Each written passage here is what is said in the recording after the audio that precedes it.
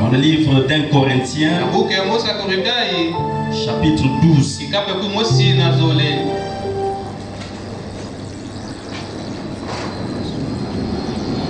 Corinthiens, chapitre 12.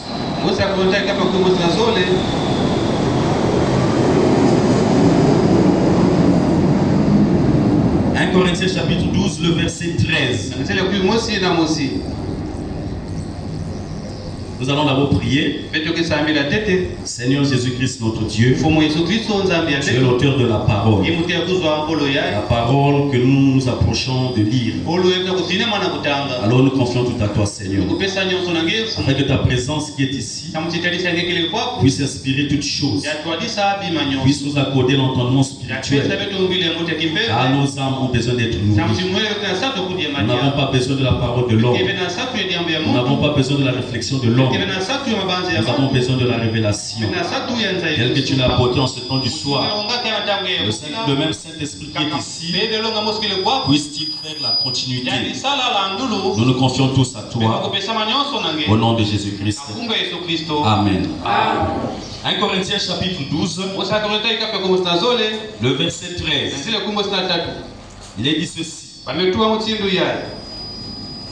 Nous avons tous, en effet, été baptisés dans un seul esprit pour former un seul corps, soit juif, soit grec, soit esclave, soit libre. Et nous avons tous été abreuvés d'un seul esprit.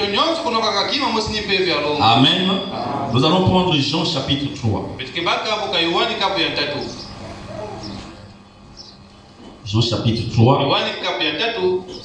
Nous allons lire à partir du verset 1. Mais il y eut un homme d'entre les pharisiens nommé Nicodème, un chef des Juifs, qui vint lui auprès de Jésus de nuit et lui dit: Rabbi, nous savons que tu es un docteur venu de Dieu. La personne ne peut faire ces miracles que tu fais si Dieu n'est avec lui. Jésus lui répondit: en vérité, je te le dis, si un homme ne naît de nouveau, il ne peut voir le royaume de Dieu. Nicodème lui dit: comment un homme peut-il naître quand il est vieux? Peut-il rentrer dans le sein de sa mère et naître? Jésus répondit: en vérité, je te le dis, si un homme ne naît d'eau et d'esprit, il ne peut entrer dans le royaume de Dieu. Ah, ce qui est né de la chair est chair, et ce qui est né de l'esprit est esprit. Je vous prie de vous asseoir, parce que nous avons besoin de ces bénédictions. Alors nous venons de lire la parole de Dieu. Et étant des chrétiens, eh bien nous voulons toujours lire cette parole, parce que c'est en elle qu'il y a la vie. Et c'est pas la vie qui va s'arrêter, c'est la vie éternelle. Voyez-vous? Et Frère Branham me disait que s'il avait quelque chose, il avait confiance. Et il avait confiance dans la Bible. Et nous aussi étant des chrétiens, nous devons avoir confiance en la Bible, parce que c'est la parole de Dieu. Et nous voulons avoir confiance en elle, parce qu'elle est la vie éternelle. On nous dit dans la prédication, le lieu d'adoration que Dieu a choisi, qui a été prêché le 20 février 1965. Le paragraphe 29. Il dit en effet, c'est la seule chose en laquelle je peux avoir confiance. C'est la Bible. Il dit en effet, la parole des hommes faillira, mais Dieu est suprême. Comme Dieu est suprême, sa parole ne faillira jamais. Voilà pourquoi Frère Branham a confiance dans la Bible, qui est la parole de Dieu. Et nous aussi les chrétiens, nous devons avoir confiance en la parole de Dieu. Lorsque nous avons confiance en la parole de Dieu, nous avons confiance chacun de nous dans la parole de Dieu. Ça fera que nous aurons confiance les uns envers les autres. Nous aurons confiance envers notre pasteur. Nous aurons confiance envers le frère. Nous aurons confiance envers la sœur. Et nous serons ainsi unis. Et voyez-vous, et Dieu, quand il nous verra unis, alors il descendra au milieu de nous. Si nous sommes unis, nous sommes plus forts. Mais nous sommes désunis, alors nous sommes faibles. Voyez-vous? Et nous devons aimer la parole de Dieu. Parce qu'en elle, il y a la vie éternelle. Or, un homme qui est né de la femme, qui est né à partir du contact de l'homme et de la femme, cet homme a été conçu dans le péché, né dans l'iniquité, venu au monde pour proférer les mensonges. C'est le frère Branham nous dit. Et cet homme-là, il ne peut pas aimer la parole de Dieu. Il ne peut pas aimer la Bible parce qu'il est charnel. Voyez-vous, il faut qu'il puisse avoir l'Esprit de Dieu en lui, qu'il puisse aimer la parole de Dieu. La Bible nous dit dans Galates, chapitre 5, nous allons lire ça. Prenons le livre de Galates, au chapitre 5. Galates chapitre 5, verset 16. Et je vais retrouver ça.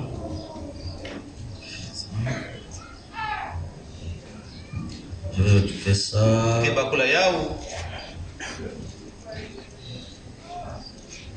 Galates, c'est... Voilà. Alors, chapitre 5, verset 16. Il est dit ceci.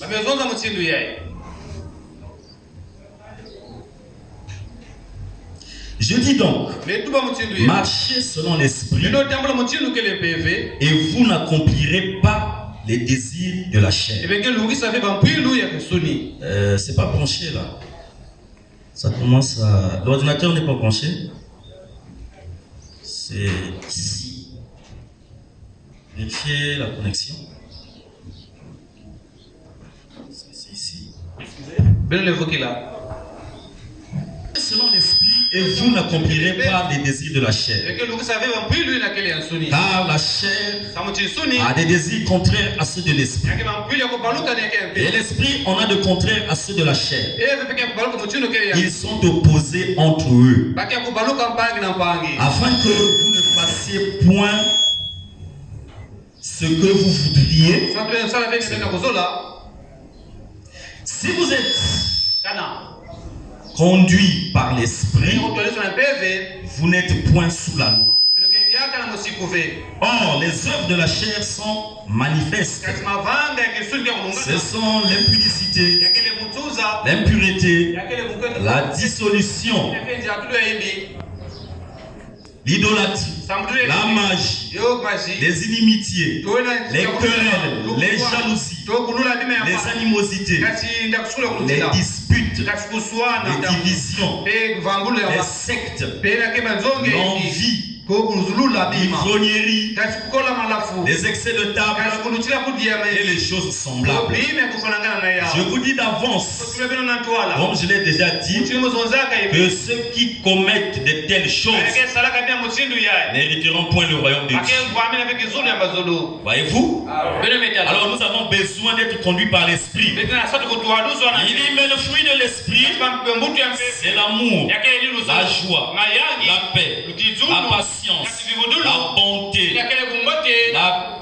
la bénignité, la fidélité,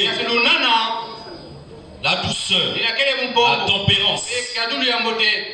La loi n'est pas contraire, n'est pas contre ces choses. Ceux qui sont à Jésus-Christ ont crucifié la chair avec ses passions et ses désirs. Voyez-vous? Si nous vivons par l'esprit, marchons aussi selon l'esprit. Parce que l'esprit en nous aimera la parole de Dieu. Et celui qui vit selon la chair n'a pas l'amour de la vérité en lui. Voyez-vous? C'est lorsque vous vivez par l'esprit que vous avez l'amour de la vérité en vous. Et lorsque vous avez l'amour en vous, cet amour implique la confiance. Comme nous l'avons lu un jour ici, Frère Branham parlait dans la foi parfaite. Il dit comme un couple, quand un homme sait qu'il aime une femme, une femme sait qu'il aime cet homme, alors l'amour là va produire la confiance. Et la confiance là produit la foi l'un dans l'autre. Voyez-vous? Et lorsque vous avez l'amour, vous avez la confiance, vous avez la foi l'un dans l'autre, cela implique aussi la loyauté. Vous êtes honnête l'un envers l'autre. Vous vivez dans la droiture, vous vivez dans la sincérité. Voyez-vous? Et vous êtes conscient de ce que vous faites parce que vous avez la connaissance de la parole de Dieu. Vous êtes obéissant, vous avez la soumission, vous avez l'observance de la parole de Dieu, vous avez la considération. Voyez-vous? C'est l'amour qui implique tout ça. Et lorsque nous aimons la parole de Dieu, nous voulons obéir à la parole de Dieu. Nous voulons rester attachés à la parole de Dieu, quelles que soient les circonstances. Et c'est ce qui amènera la bénédiction. Parce que Abraham, notre père, Frère Branham dit, qu'en est-il d'Abraham avec Isaac sur la montagne? Il dit celui à qui la promesse avait été faite. Et c'est par sa loyauté, sa connaissance et sa foi en Jéhovah. C'est à cause de cela et rien que pour cela que Dieu abaissa son regard et dit: sa sémence possédera les portes. Si nous avons l'amour envers la parole de Dieu, cela va amener en nous la confiance envers Dieu. Cela va produire la foi. Cela va produire la loyauté. Voyez-vous? Et ce qui fera que Dieu vienne manifester en nous ses promesses, comme il a fait à l'égard d'Abraham, qui est notre père dans la foi.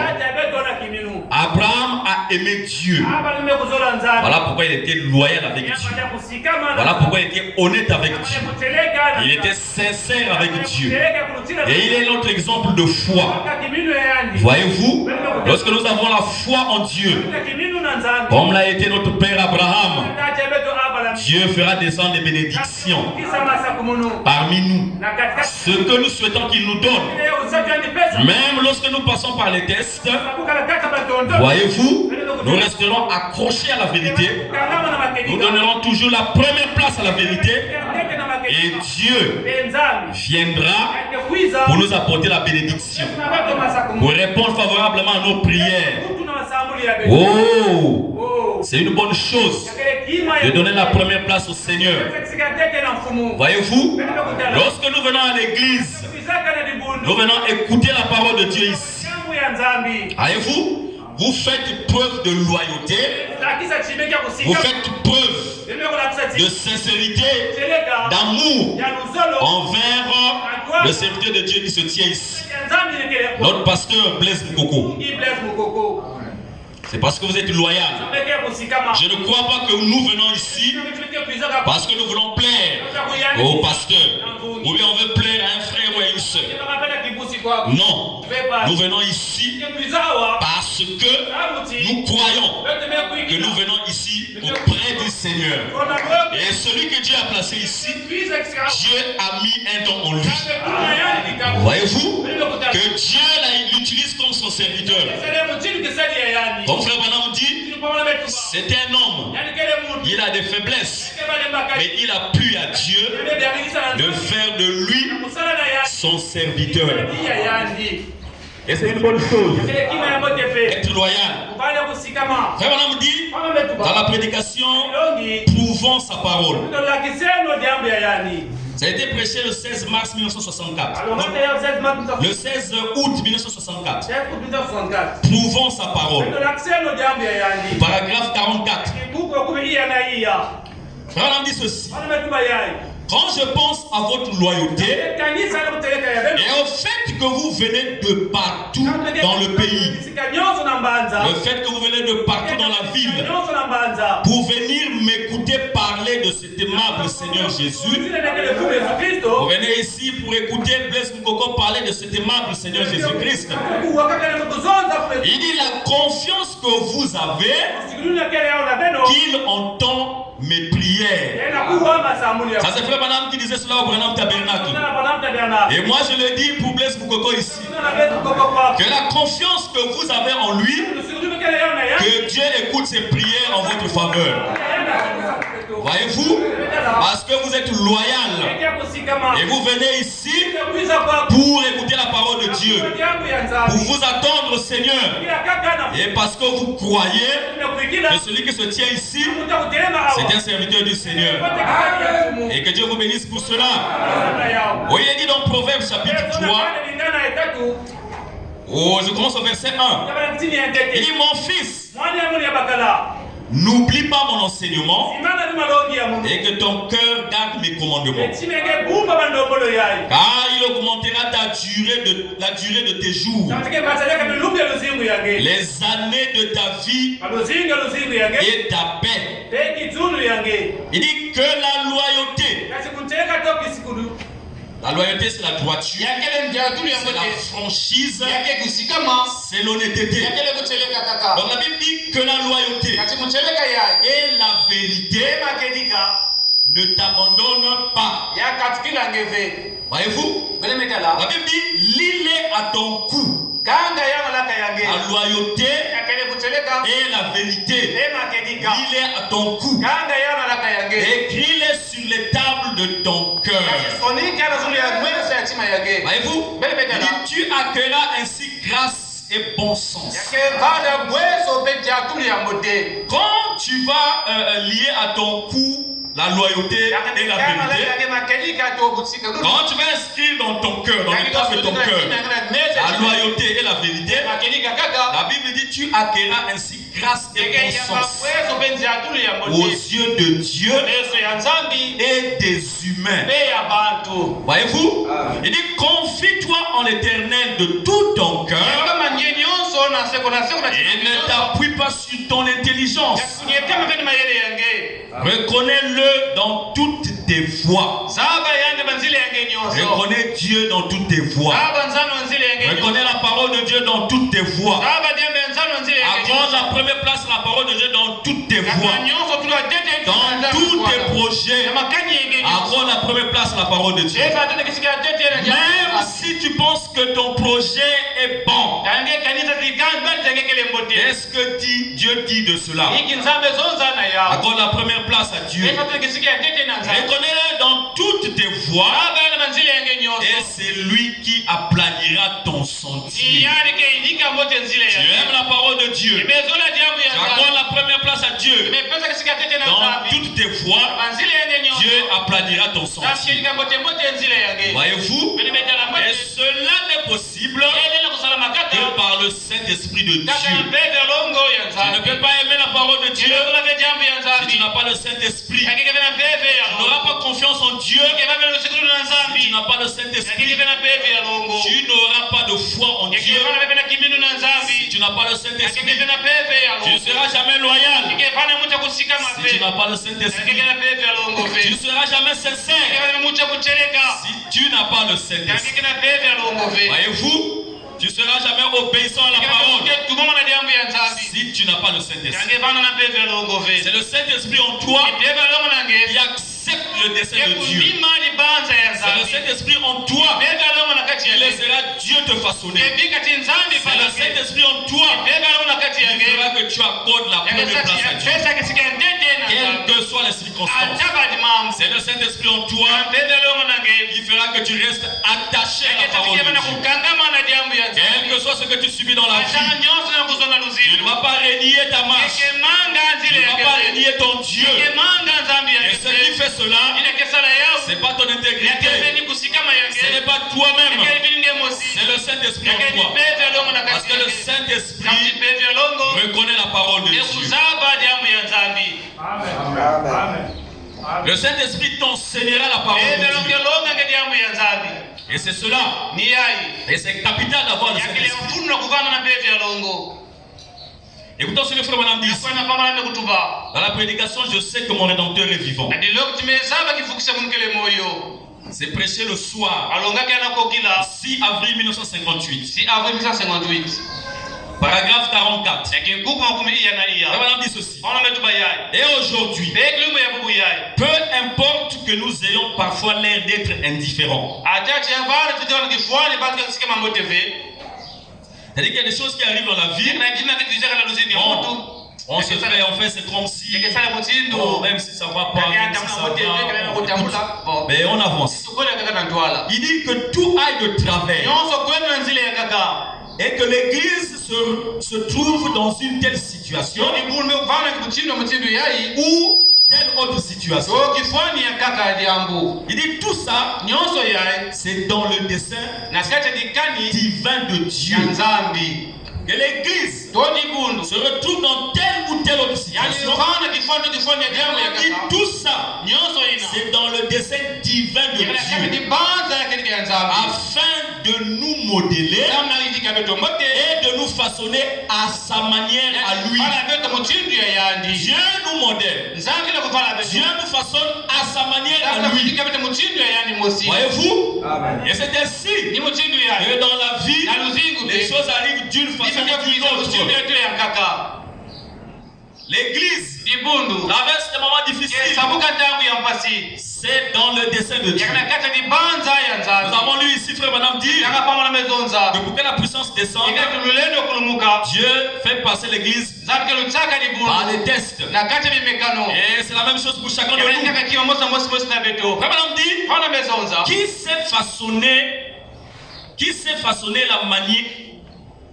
façonner la manière, mieux que le Créateur? Qui sait façonner la matière mieux que le Créateur? Nous sommes la matière. Et c'est le Créateur qui nous façonne à sa manière à lui. Nous l'avons dit ici. Le sculpteur, c'est lui qui sait ce qu'il veut projeter dans le morceau de bois qui est devant lui. Il va taper le marteau de différentes manières. Quand vous observez, vous allez regarder qu'il n'y a pas de forme. Mais lui, il sait ce qu'il veut projeter là-dedans. Va, reviens après. Cette sœur-là que tu voyais habillée d'une mauvaise manière, reviens 2 ans après. Tu verras comment le Seigneur l'a modélé. Le frère qui était faible, tu reviendras. Tu verras comment Dieu l'a modélé. Tu es en train de voir. Il a encore des faiblesses. Elle a encore des faiblesses.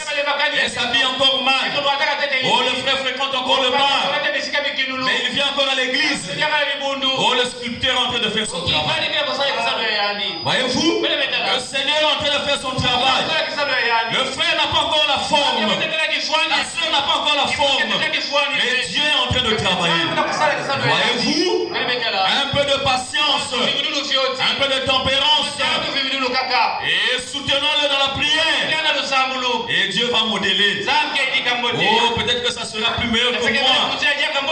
Voyez-vous, c'est Dieu qui est en train de travailler.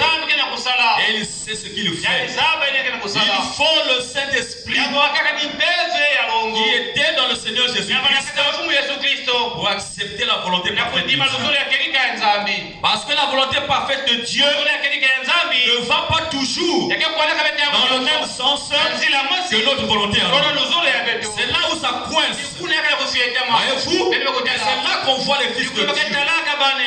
Celui qui est capable de dire, j'estime que les souffrances du temps présent ne sauront être comparées à la gloire à venir qui me sera révélée par Dieu. Voyez-vous?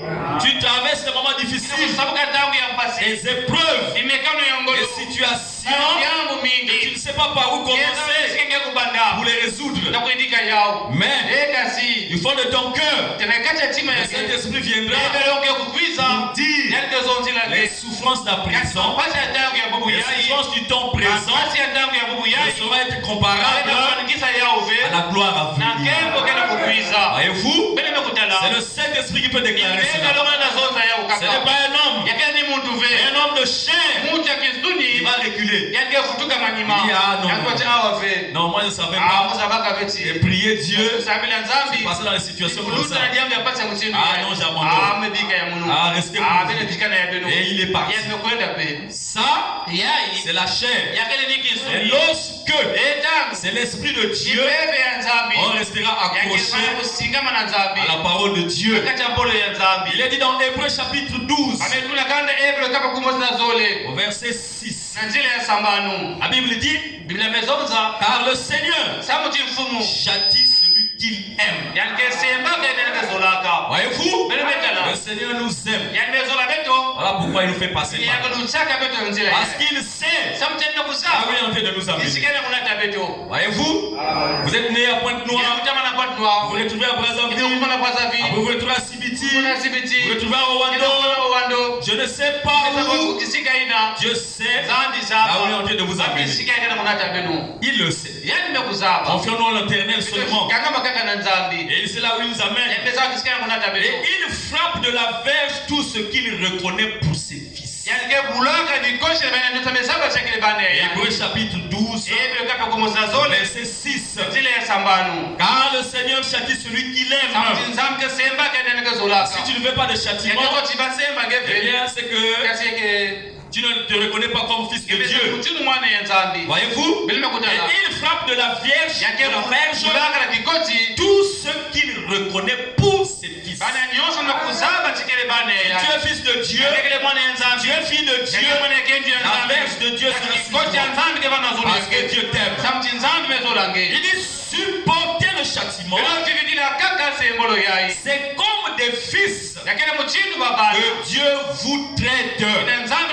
Car quel est le fils qu'un père ne châtie pas? Voyez-vous? C'est inscrit dans notre constitution. Et comme c'est écrit dans notre constitution, nous devons vivre cela. Voyez-vous? Les Congolais respectent la constitution congolaise. Les chrétiens respectent la constitution des chrétiens. Il y a la Bible. Et tout ce qui est dit ici, c'est bon pour moi. Voyez-vous? Mais je ne peux dire que c'est bon pour moi par le Saint-Esprit. Ma chair ne peut pas supporter ça. Le pasteur nous a prêché sur l'amour de la vérité. Et l'Esprit nous conduit sur les tests de l'amour de la vérité. Ce matin, nous parlons sur le message de l'Église. La prédication de ce matin, le sujet que j'ai pris, c'est le message de l'Église. C'est sur ça que nous allons parler. Je venais de poser le soubassement. Alors, quel est le message de l'Église? Madame dit le message de l'Église, c'est d'être scellé du Saint-Esprit jusqu'au jour de votre rédemption. Il n'a pas dit le message de l'Église, c'est avoir un don de prédication. Non, c'est pas ça. Il n'a pas dit le message de l'Église, c'est parler en langue. Bien que tout ça fait partie du but de Dieu. Mais frère Madame dit, disons ça ici. Dans la prédication, 5 identifications précises de la véritable Église du Dieu vivant. 5 identifications précises de la véritable Église du Dieu. Véritable église du Dieu vivant. L'ancien évangile tabernacle, nous sommes la véritable église du Dieu vivant. Et écoutons ce que le prophète dit. C'est une prédication prêchée le 11 septembre 1960. Le soir. Paragraphe 141. Le madame dit ceci. Il dit que si vous dites que vous croyez, il y a des croyants ici, les croyants de la Bible sont là, ils peuvent lever la main. Ok, nous sommes les croyants de la Bible. Si vous dites que vous croyez et que vous n'avez pas encore reçu le Saint-Esprit, écoutons ça. Si vous dites que vous croyez et que vous n'avez pas encore reçu le Saint-Esprit, Dieu ne vous a pas encore scellé. Amen. C'est vrai. Que ça réveille quelqu'un ce matin. De la chair jusqu'au dernier bon. Si vous dites que vous croyez et que vous n'avez pas encore reçu le Saint-Esprit, Dieu ne vous a pas encore scellé. Il n'a pas encore assez confiance en vous pour se fier à vous. Vous voyez parfois pourquoi on n'a pas de réponse à nos prières. Il n'a pas encore assez confiance en vous pour se fier à vous. Dieu ne veut pas encore te chuchoter à l'oreille parce qu'il n'a pas encore assez confiance en toi. Mais pourquoi il n'a pas encore assez confiance en toi? Parce qu'il ne t'a pas encore scellé. Voyez-vous? Vraiment, continuez de dire. Quand vous venez à Dieu,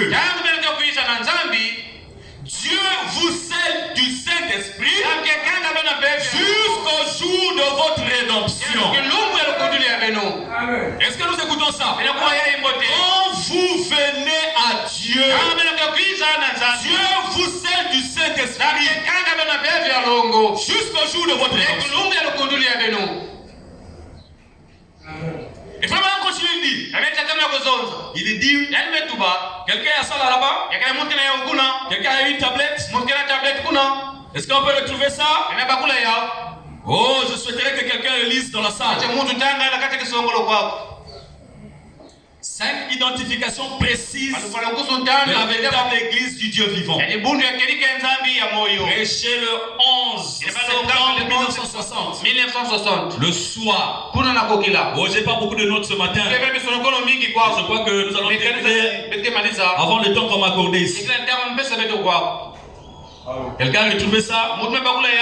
Le soir du 11 septembre 1960. Paragraphe 141. Allons-y, frère. Il faut voir là-bas. Oui? On te donne le micro.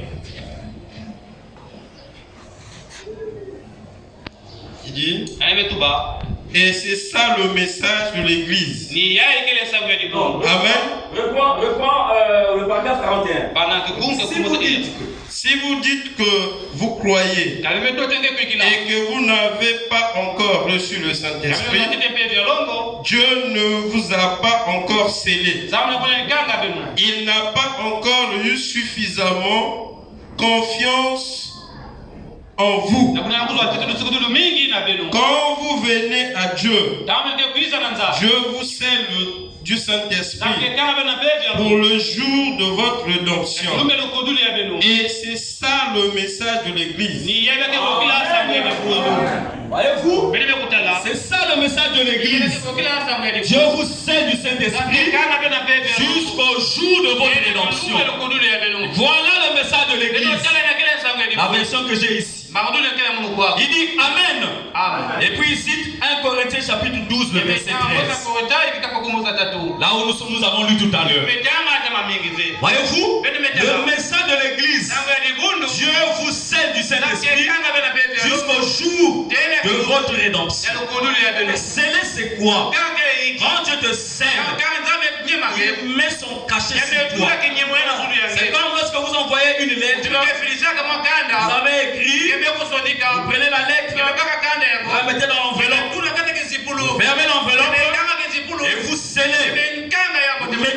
caché. Et ça peut être ouvert que à celui que la lettre est destinée. Voyez-vous, nous sommes destinés à Christ. Et lorsque nous sommes nés de nouveau, de l'Esprit de Dieu, Dieu nous scelle. Il nous marque de son sceau. Et rien ne peut nous arrêter jusqu'à ce que nous retournions à l'éternité. Voyez-vous, il s'agit de cela. Vous êtes scellés, vous êtes fermés. Vous êtes fermés avec Dieu. Vous êtes cimentés avec lui. Vous êtes assemblés avec lui. Voyez-vous, et Satan ne peut rien contre vous. Jusqu'à ce que Dieu va accomplir son dessein dans votre vie, ici sur la terre. Rien ne peut vous arrêter. Jusqu'à ce que Dieu accomplisse son but pour vous, ici sur la terre. Rien ne peut vous arrêter. Même la tentation ne vous arrêtera pas. Les épreuves ne vous arrêteront pas. Voyez-vous, parce que vous êtes scellés, le Saint-Esprit est en vous, la vie de Dieu est en vous, et rien ne peut arrêter cela. Voyez-vous, il s'agit bien de cela. C'est le Saint-Esprit de Dieu. Lorsqu'il est en vous, il vous débarrasse de toutes les formes humaines que nous avons ici sur la terre. Oui, nous avons trop de formes. Ah, je m'habille bien. Ah, moi, je suis le plus riche de l'église. C'est moi le pianiste principal de l'église. Si je ne suis pas là, on ne peut pas bien jouer la musique. C'est moi qui chante bien la chorale de l'église. C'est moi le frère le plus riche de l'église. C'est moi qui ai la meilleure voiture de l'église. C'est une bonne chose. Nous remercions Dieu pour cette bénédiction. Mais ce sont des formes. C'est des formes. Ah, je suis comme ceci, je suis comme cela. C'est moi qui m'habille bien que toutes les sœurs. Je m'habille bien que toutes les frères. C'est bien, frère. Mais tout ça, ce sont des formes. Lorsque le Saint-Esprit vient en toi, il nous débarrasse de toutes ces formes. Voyez-vous, vraiment dire la prédication, l'influence d'un autre.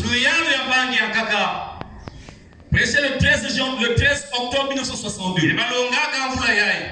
13 octobre 1962. L'influence d'un autre. Le paragraphe 150. Vraiment dit ceci. Et nous avons trop de formes. Nous avons trop de dignité mondaine. La dignité. Voilà. Moi, je suis directeur de société. Moi, je suis directeur départemental. Moi, je suis ceci. C'est bien. Mais toutes ces dignités-là, nous n'en avons pas besoin. Dieu ne veut pas voir ta dignité. Voyez-vous? Il dit, nous avons trop de force. Nous avons trop de dignité mondaine. Nous avons besoin de passer à l'action. Lorsque nous passons à l'action, nous réclamons à Dieu le Saint-Esprit. Et quand le Saint-Esprit vient en nous, il nous débarrasse de toutes ces formes. Il nous débarrasse de toutes ces dignités mondaines. Ces choses-là nous empêchent de s'avancer vers le Seigneur. Ces choses nous empêchent d'avoir la communion avec Dieu. Trop de dignité humaine. Oh, je suis un prédicateur. Je suis docteur. Oh, quand je vois beaucoup de prédicateurs, c'est des dignités mondaines. Voyez-vous, c'est de la forme. Nous avons besoin du Saint-Esprit.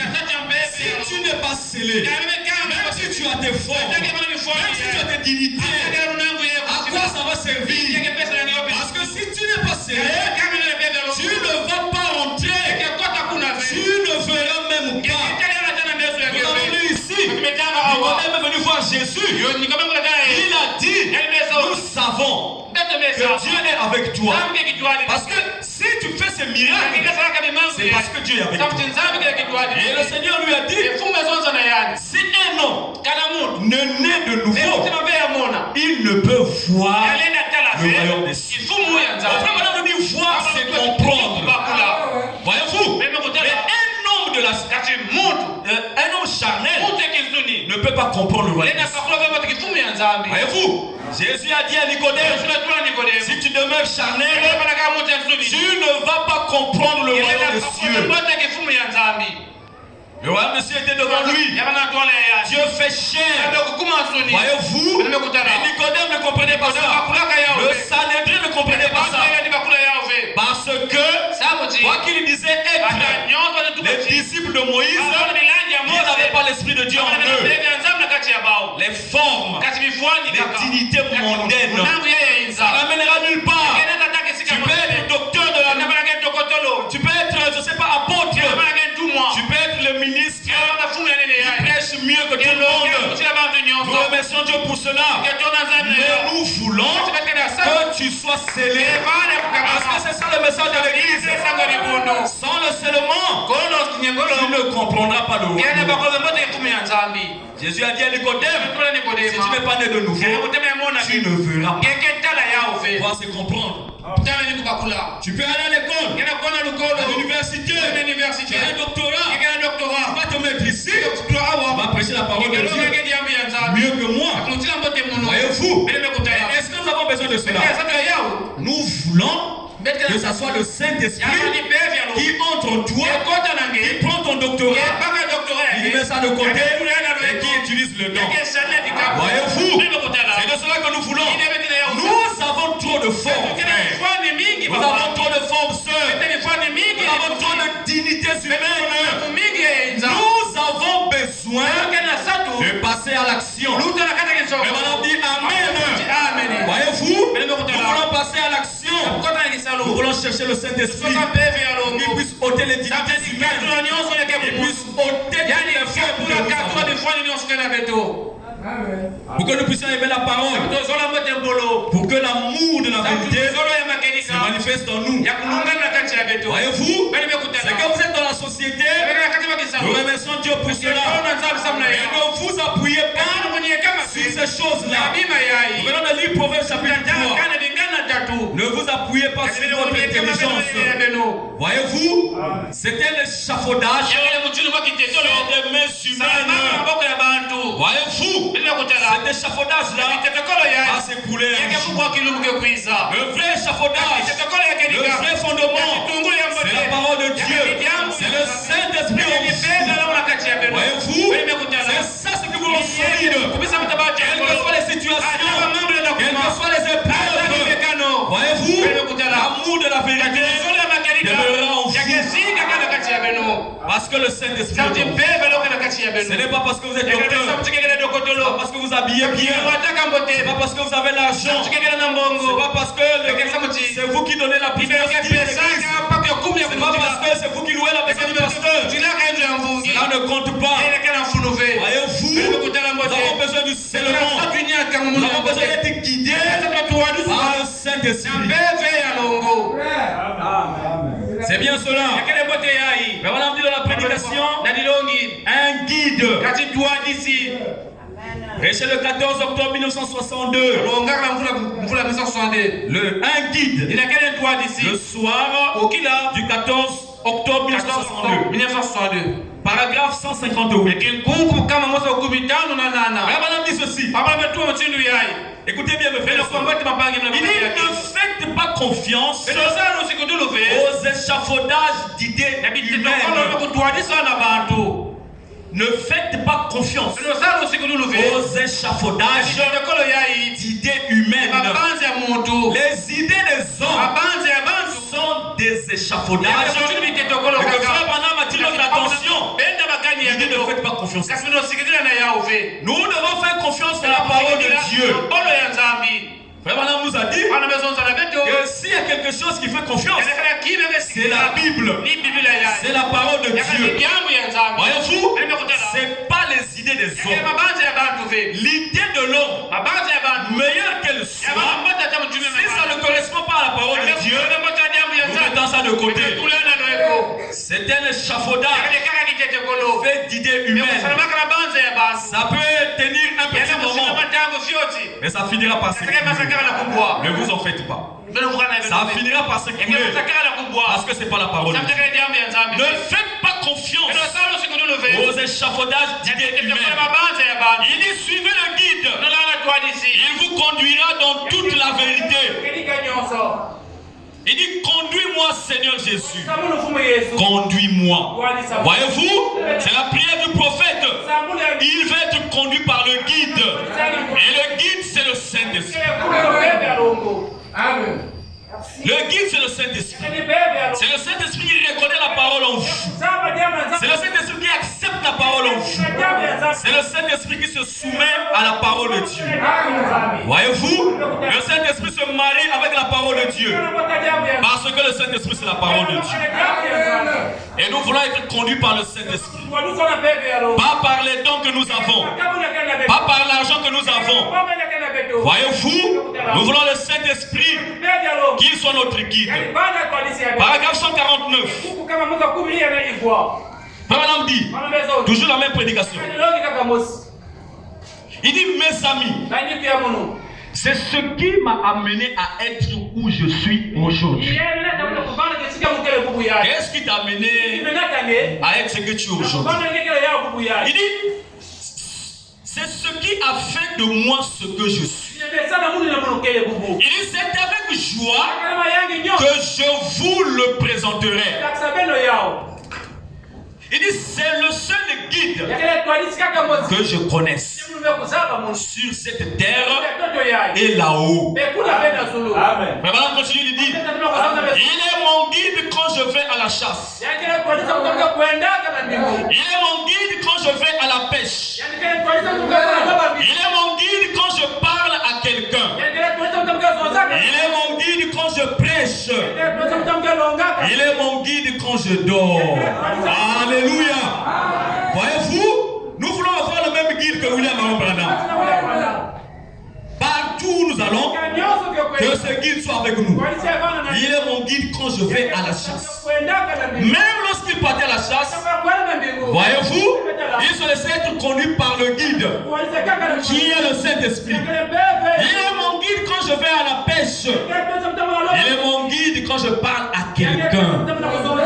Oh, je veux qu'il soit mon guide quand je vais parler à mon frère, quand je vais parler à ma soeur, quand je vais parler à quelqu'un à la cité, qu'il soit croyant ou pas. Je veux que le Saint-Esprit soit mon guide. Qu'il prenne le contrôle de mon être, afin que ce qui sortira en moi soit la parole de Dieu, soit la douceur. Voyez-vous, il est mon guide quand je dors. Même lorsque William Branham dormait, le Saint-Esprit était là. Est-ce que nous voulons ce guide-là? Voyez-vous, et si nous voulons de ce guide, pour qu'il soit en nous, nous devons être scellés. Il faut le Saint-Esprit. Quel est le message de l'Église, frère Branham? C'est connaître Dieu par le baptême du Saint-Esprit. Oh, je vous rappelle ces choses. Vous les connaissez certainement. Mais je me tiens ici comme Pierre, qui disait que aussi longtemps que je suis dans cette chair, je vois comme une obligation pour moi de vous tenir en éveil, de vous rappeler ces choses. Voyez-vous, quel est le message de l'Église? C'est connaître Dieu par le baptême du Saint-Esprit. Parce que si vous n'avez pas le baptême du Saint-Esprit, comme Jésus a dit à Nicodème, tu ne peux pas comprendre le royaume des cieux. Tu ne peux pas connaître Dieu si tu n'as pas le Saint-Esprit. Parce que c'est par le Saint-Esprit qu'on connaît Dieu. Voyez-vous, le Saint-Esprit est capital dans la vie d'un croyant. Mais madame nous dit, dans la prédication, l'influence d'un autre, que nous venons de lire tout à l'heure, qui est prêché le 13 octobre 1969. Mais je prends maintenant le paragraphe 147. Le prophète nous dit ceci. Il dit, si vous n'êtes qu'un membre d'église, et que vous ne ne connaissiez pas Dieu par le baptême du Saint-Esprit, c'est le moment de passer à l'action. Si vous n'êtes qu'un membre d'église, nous venons à l'église, nous sommes nombreux, mais peut-être que nous ne sommes que des membres d'église et nous ne connaissons pas encore Jésus-Christ. Les frères et madame nous disent, si vous n'êtes qu'un membre d'église et que vous ne connaissiez pas Dieu par le baptême du Saint-Esprit, autrement dit, vous ne pouvez connaître Dieu que par le baptême du Saint-Esprit. C'est ce que Jésus a dit à Nicodème. Voyez-vous? Il dit, c'est le moment de passer à l'action. Si vous n'êtes qu'un membre d'église et vous ne connaissez pas Dieu par le baptême du Saint-Esprit, c'est le moment de passer à l'action. Passer à l'action en cherchant le Saint-Esprit, en cherchant le scellement de Dieu. Voyez-vous, pour que vous puissiez connaître Dieu. Autrement, nous serons toujours des membres d'église. On va payer la dîme. On va utiliser ça ici. On va donner les offrandes. On va utiliser ça ici. Voyez-vous, mais nous allons rester éloignés de Dieu. Pour connaître Dieu, il faut le sel. Et nous le connaissons par le baptême du Saint-Esprit. Voyez-vous, c'est important d'être baptisé du Saint-Esprit, d'être scellé du Saint-Esprit. C'est capital. C'est le message de l'Église. Quel est le message de l'Église? Frère Branham, c'est Dieu acceptant votre foi en lui. C'est Dieu qui accepte votre foi en lui. C'est cela. Quand Dieu a accepté votre foi en lui, il vous baptise du Saint-Esprit. Lorsque Dieu a accepté la foi d'Abraham, il lui a donné le sceau de la circoncision. Voyez-vous? Et lorsque Dieu a accepté votre foi, il vous baptise du Saint-Esprit. Madame le dit ici, dans la prédication, la vision de Patmos. Oh, j'aime lire Frère Branham. J'aime lire la Bible. Voyez-vous, la vision de Patmos, prêché le soir, le 4 décembre 1960. 4 décembre 1960, le soir. La vision de Patmos, le paragraphe 28. Frère Branham dit ceci. Il dit, eh bien, s'il ne vous a pas encore scellé du Saint-Esprit, frère, tu es arrivé? Pas encore. La vision de Patmos. Paragraphe 28. Il dit, eh bien, s'il ne vous a pas encore scellé du Saint-Esprit, il n'a pas encore accepté votre foi en lui. Est-ce que nous écoutons ça? Retrouve ça, mon frère. Retrouve pour que tu lises ça. C'est important. Oh, voilà pourquoi j'aime. Lorsqu'on vient à l'église, on a son cahier, on a son bic. Quand tu connais lire et écrire, prends l'autre, mon frère. Va à la maison, réécoute la bande, relis la brochure. Voyez-vous? Voilà pourquoi nous donnons les références. La vision de Patmos, prêché le soir du 4 décembre 1960. Tu es arrivé?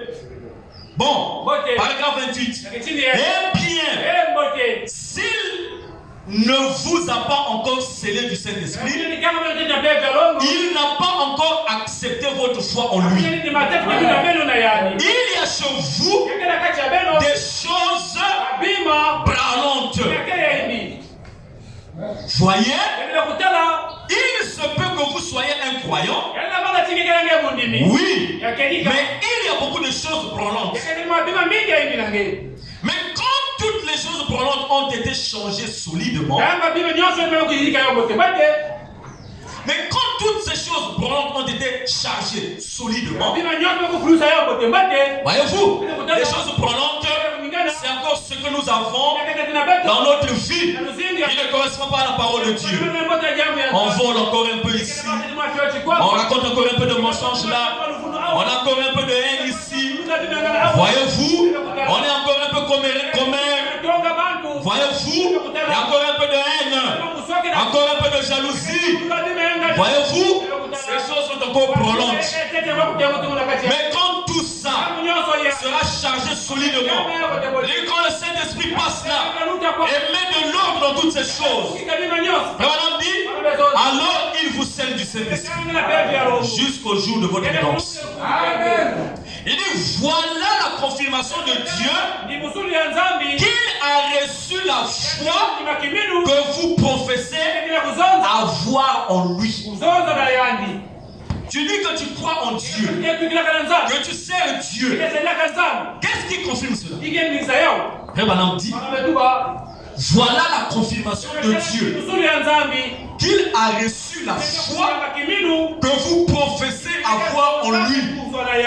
C'est lorsque il vous sert du Saint-Esprit. Je vais repasser la bombe. Paragraphe 28. Eh bien, s'il ne vous a pas encore scellé du Saint-Esprit, il n'a pas encore accepté votre foi en lui. Donc vous dites que vous croyez en Dieu, que vous servez en Dieu, mais c'est vous qui déclarez cela. Voyez-vous, il y a en vous des choses branlantes. Voyez, il se peut que vous soyez un croyant. Oui, on ne refuse pas que vous êtes croyant. Mais il y a encore beaucoup de choses branlantes. Mais quand toutes ces choses branlantes ont été chargées solidement, alors il vous scelle du Saint-Esprit jusqu'au jour de votre rédemption. Frère, on a dit, voici la confirmation de Dieu qu'il a reçu la foi que vous professez avoir en lui. S'il n'y a pas encore le scellement, alors Dieu n'a pas encore accepté votre foi. Voyez-vous, c'est que frère Branham dit ici. Il n'a pas encore accepté votre foi en lui. Jusqu'à ce que il va confirmer cela en vous scellant du Saint-Esprit. Par le baptême du Saint-Esprit. Voyez-vous, c'est cela. Branham dit encore dans la prédication Apocalypse chapitre 4 troisième partie, prêché le 8 janvier 1961. 8 janvier 1961, Apocalypse chapitre 4, troisième partie, paragraphe 207. Branham dit ceci, c'est tout ce qu'il pouvait faire à ce stade-ci. Il avait cru en Dieu. Il parle d'Abraham. Mais Dieu, pour accepter sa croyance, il lui a donné le sceau de la circoncision et l'a scellé. Ce qui montrait que Dieu devait accepter sa foi. Voyez-vous? Et vous n'êtes pas scellé tant que vous n'avez pas reçu le Saint-Esprit. Apocalypse chapitre 4, troisième partie, prêché le 8 janvier 1961, paragraphe 207. Et vous n'êtes pas scellé tant que vous n'avez pas reçu le Saint-Esprit. Mon frère, ma soeur, nous venons ici, nous voulons que Dieu nous scelle. C'est ça le message de l'église. Voyez-vous, nous ne devons pas rester là parce que j'ai un don de prophétie, parce que je suis prédicateur, parce que j'ai un don de parler en langue, parce que lorsque je prie pour les malades sont guéris, parce que mes songes ne manquent jamais, parce que j'ai un don de vision. Tout ça c'est bien, ça fait partie de la parole de Dieu, mais nous avons besoin du scellement. Voyez-vous, le but principal, nous pensons que c'est cela, que Dieu nous scelle du Saint-Esprit, parce que c'est ça qui nous fera entrer de l'autre côté. Voyez-vous, nous sommes nés sur cette terre de la chair, mais nous devons naître dans le royaume de Dieu par l'Esprit de Dieu. Voyez-vous, si nous ne sommes pas encore scellés, c'est que nous ne faisons pas encore partie de la famille de Dieu. Et nous ne voulons pas rester seulement charnels. Nous sommes des fils et des filles de Dieu. Et la preuve, c'est que nous devons naître dans le royaume de Dieu. Et vous n'êtes pas scellés tant que vous n'avez pas reçu le Saint-Esprit. Oh, nous prions que Dieu scelle chacun de nous. Parce que c'est important. Ce scellement-là, c'est ce qui fait notre force. C'est ce qui fait la joie de vivre. C'est ce qui fait que lorsque nous marchons, Dieu est glorifié en nous. Dans les actions que nous menons, dans la parole qui sort en nous. Voyez-vous, partout où nous sommes, dans le quartier, au travail, à l'école, au marché, n'importe où, les gens verront Christ manifester en nous. C'est par le Saint-Esprit. Voyez-vous, en dehors de cela, nous ne sommes que les membres de l'Église. Nous ne sommes pas encore acceptés par Dieu. La foi que nous professons avoir en Dieu n'est pas encore confirmée. Dieu n'a pas confirmé cela. Dieu n'a pas encore accepté cela. Voilà pourquoi il ne peut pas se fier en nous. Parce qu'il n'a pas encore assez confiance en nous. Voyez-vous, Dieu ne veut pas te confier quelque chose qui va se retrouver demain dehors, que tu vas gérer mal. Il te donne la puissance. Tu commences à tuer les gens avec cette puissance qu'il t'a donnée. Parce que tu n'as pas l'amour de la vérité. Voyez-vous? Parce que tu n'as pas le Saint-Esprit en toi. Le scellement, le message de l'Église. Être scellé par le Saint-Esprit. Que ferais-je de Jésus qu'on appelle Christ? Prêché par William Aron Branham le matin du 24 novembre 1960. 1963, en novembre, le 24, un matin, Branham a prêché. Que ferais-je de Jésus qu'on appelle Christ? Je vous ai dit que j'ai passé le note ce matin et ça va être très court. Je lis ici et nous allons nous lever pour prier et nous allons partir. Frère Branham dit au paragraphe 102, il dit voilà la différence entre la marque de la bête et le scellement de Dieu. Il dit Dieu scelle par sa parole. Il dit croyez-vous que la parole scelle? Amen. C'est la question que frère Branham. Il dit croyez-vous que la parole scelle? Amen. Il dit Dieu scelle par sa parole. Lorsque sa parole est en nous, Dieu nous scelle. Quand tu marches, les gens voient la parole faite chair. Tu es scellé. Dieu scelle par la parole. Les gens peuvent lire la parole dans ta vie. Parce que tu es scellé. C'est le Saint-Esprit qui scelle. Et le Saint-Esprit, c'est la parole. Voyez-vous, au paragraphe 104, Frère Branham dit or, le Saint-Esprit est la parole. Amen. Le Saint-Esprit est la parole. Il dit Dieu, le Père, était la parole. Dieu, le Fils, était la parole. Et Dieu, le Saint-Esprit, est la parole. Amen. Est-ce que nous écoutons ça? Oh, le Saint-Esprit est la parole. Dieu le Père était la parole. Dieu le Fils était la parole. Et Dieu le Saint-Esprit est la parole. Voyez? Il dit vous voyez, ce ne sont pas trois fonctions.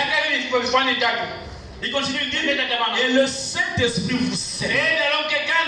Autrement dit, vous êtes scellés par la parole. Amen. Voilà pourquoi vous ne pouvez aimer la parole. Vous ne pouvez avoir l'amour de la vérité que par le Saint-Esprit. Parce que le Saint-Esprit est la parole. C'est le Saint-Esprit quoi la parole? Parce que la parole c'est le Saint-Esprit. Voyez-vous, le Saint-Esprit en vous s'identifie par la parole. La parole en vous s'identifie par le Saint-Esprit. Voyez-vous, c'est ce qui fait que vous puissiez aimer la parole. C'est ce qui fait que vous puissiez vivre la parole. C'est ce qui fait que vous puissiez donner la première place à la parole. C'est ce qui fait que vous allez mettre vos désirs derrière la parole. Voyez-vous, la parole prendra la première place dans votre vie parce que vous avez le Saint-Esprit. Le Saint-Esprit aime la parole. Le Saint-Esprit vit de la parole. Le Saint-Esprit suit la parole. Voyez-vous, lorsque vous avez le Saint-Esprit, vous êtes scellés. Et c'est le message de l'Église. Ce n'est pas le don que vous avez. C'est une bonne chose. Voyez-vous, mais est-ce que vous êtes scellés? Est-ce que Dieu a reconnu votre foi?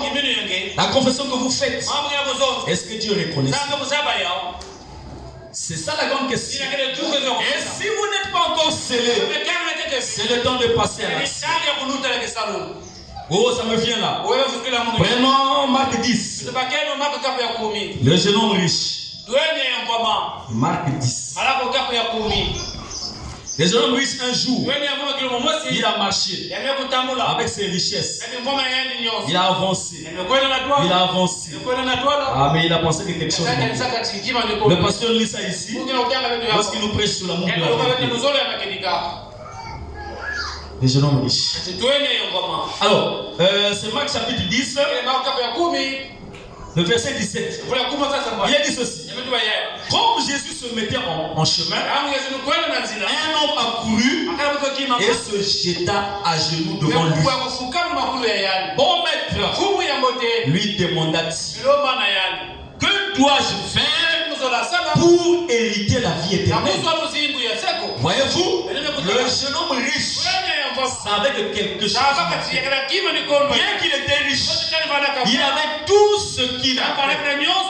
Oh, certainement, il avait compris que ici, là, bien que j'ai tous ces biens, il y a quelque chose qui manque. Et il s'est approché du Seigneur.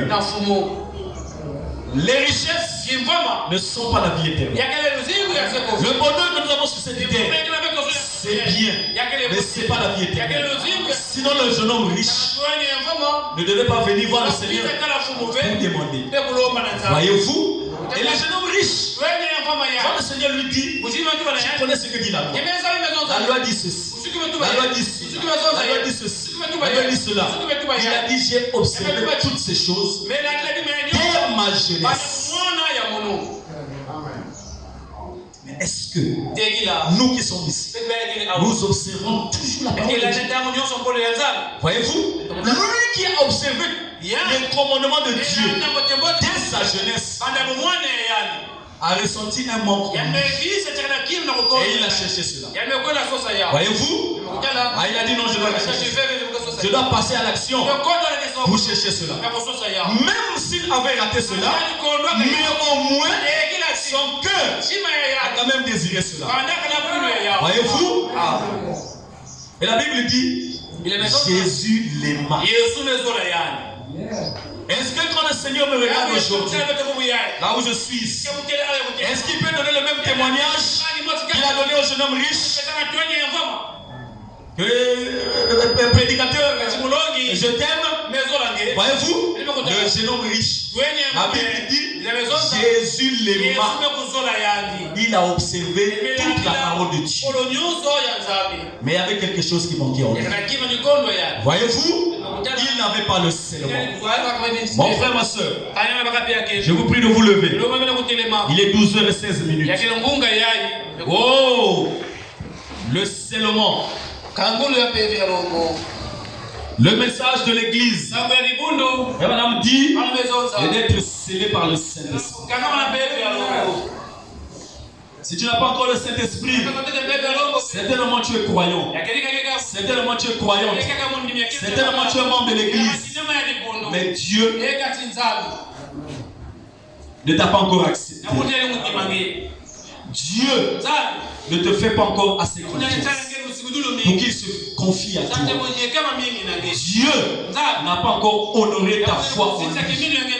Dieu n'a pas encore accepté ta confession envers lui. Ta profession de foi, le Seigneur n'a pas encore accepté cela. Il y a encore des choses qui empêchent que cela arrive. Mon frère, ma soeur, nous ne voulons pas rester des membres de l'église.